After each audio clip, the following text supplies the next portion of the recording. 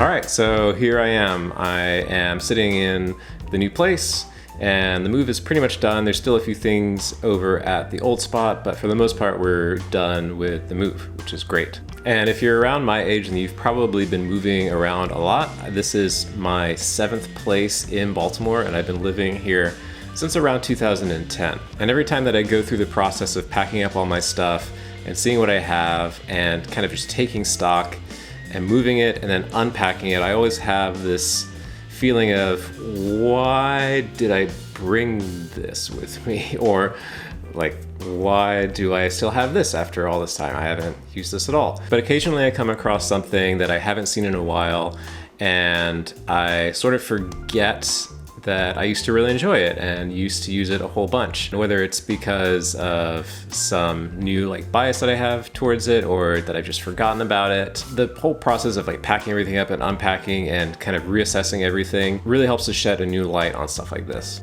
And as far as my coffee setup goes, the Able Kone has been one of these little objects that I found, and I have really fond memories of it, of getting it as a gift when I was still in school and using it a whole bunch, but I haven't really used it much recently. Now the Able Kone, for those of you who don't remember, was basically a metal mesh cone. Is that in focus? I really don't know.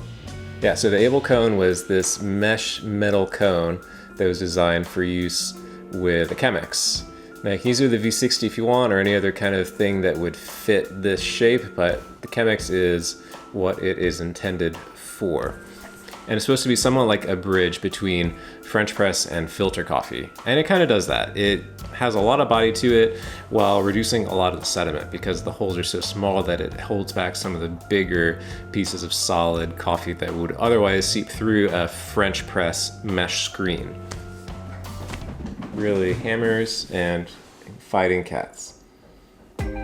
So I think the reason that this has become sort of shoved into the back of my cabinet over the last couple of years is that because I've really been looking for really clean, really sweet, juicy coffees instead of heavy-bodied and very chocolatey, kind of earthy flavor.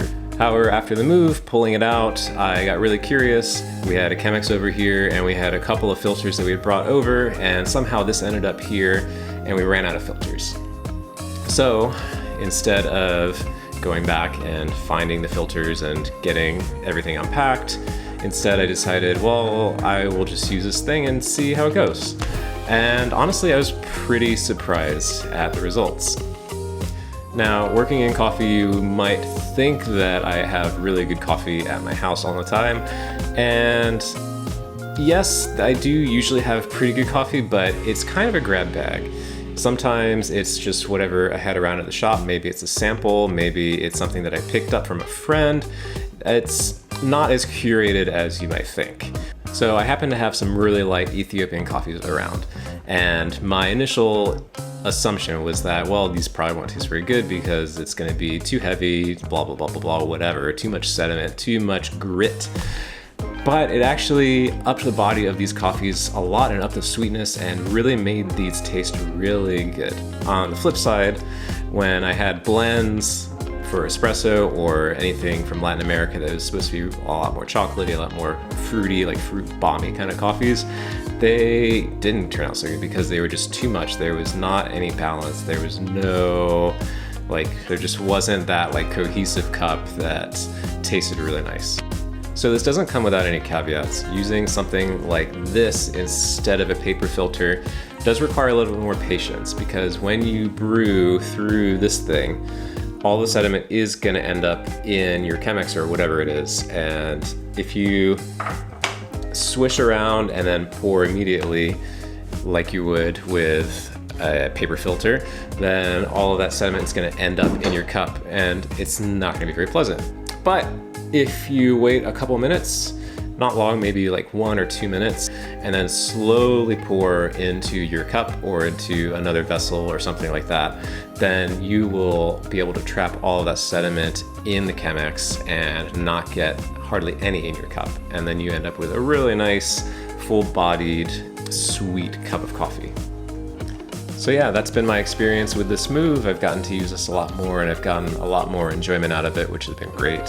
So if there's anything that you have rediscovered over the last couple of months, let me know. I'd love to hear about it in the comments. And if you like this video, if you like what I'm doing, please hit the like button and subscribe if you feel so inclined. And I will see you on the next one. Bye. Oh. That didn't work. It's kind of cool though. Maybe you've done something to minimize your life or whatever it is. Maybe you've gotten some cat scratches on your arm. Ooh, yeah, it's bleeding. I'd be interested to hear about it. Comment.